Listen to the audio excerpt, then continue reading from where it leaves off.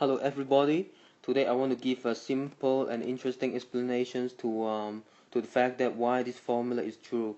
If you look at this formula, I believe that some of you have probably seen that in any kind of high school level of mathematics. Normally the high school teacher may probably write it down on the blackboard or the whiteboard and ask you to show it by mathematical induction, which is an exercise, actually pretty simple exercise when you're learning how to do things, how to prove any mathematical formulas by mathematical inductions.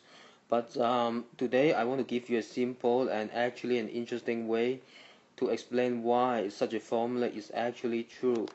And to those of you who are a little bit confused about this formula, let me give you some example first, just the easiest one. Maybe I put n equals 100.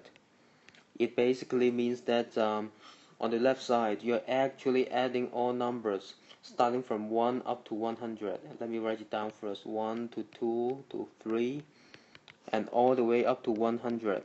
What is the answer? You can try to ask your classmates, your friends about that. In the case that they don't know the formula, but you know the formula now, you can directly plug it in. It's actually the right side of the formula here. So it becomes, when you replace n by 100, it becomes this one. So a simple calculation shows that it's actually the same as 5050, which is easy enough if you apply the formula. But now, I want to give you a way to actually show that this formula makes sense without any mathematical induction. And the way I do it is actually by combinatorics. Please look at this picture right here. First, let's put a ball on the first row at the top, and the second row has 2 balls. The third row has 3 balls, etc. You keep doing the same thing, and at the end, I am going to put, of course, n balls. So let me put a note here, 1 ball. So you add all the balls together. What is the sum here? The sum obviously is the same as 1 plus 2 plus 3 plus up to n balls. That's the total number of balls here. Now I try to play a trick here. What I did here was that I did it starting from the last row. I added 1 ball first, and second last row I add 2 balls, etc.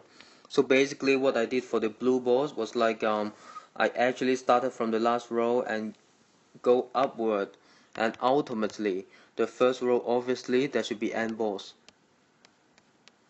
So now my question is that how many blue balls are there? And obviously, again, now you try to do the counting row by row starting from the last row. You're able to get that they're all together 1 plus 2 plus up to n balls. So essentially speaking, the number of black balls and the number of blue balls are exactly the same. So now what does it mean? I just used the red box to contain all the balls here. If you try to count the total number of blue balls and black balls altogether, how many are there? Can you tell me easily in 5 seconds? The way to do it, actually every 5 years old kid, probably 10 years old kid can do it, is that if you look at this side, it's actually a rectangle, right? At this side, how many balls are there? N balls on each column. And how many balls are there on the top? I'm talking about each row. Each row, you have to be slightly more careful.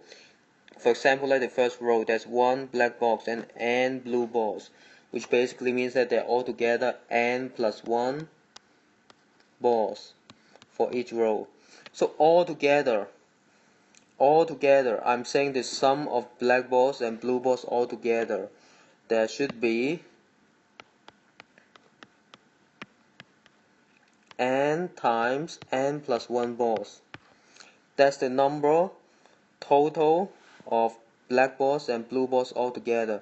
It basically means that I can do it this way. You add all the black balls plus all the blue balls. You are able to get that the total number is n times n plus 1. Okay, so now it's very clear that the number of black balls and the number of blue balls are the same, which basically means that the total number of black balls,